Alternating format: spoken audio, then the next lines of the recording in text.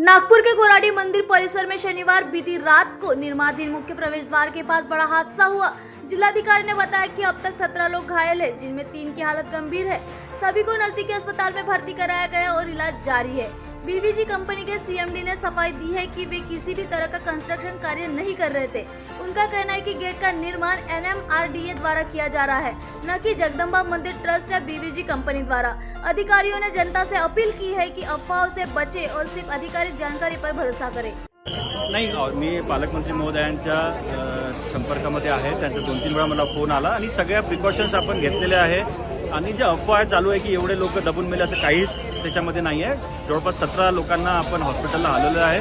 ते minor injury त्यांना झालेली आहे। काही लोकांना नंदिनी हॉस्पिटलमध्ये ॲडमिट केलं आहे, काही लोकांना मॅक्समध्ये आपण शिफ्ट केलेलं आहे आणि आपण बघत असाल मागे NDRFची टीम, पोलीस प्रशासन, महसूल प्रशासन सगळं ते जे प्रोटोकॉल आहे एका डिझास्टर झाल्यावर कसं प्रोटोकॉल असेल त्या हिशोबाने आपण ते मलबा काढण्याचं काम आपण करत आहोत। सध्या कसलीही पॅनिक करण्याची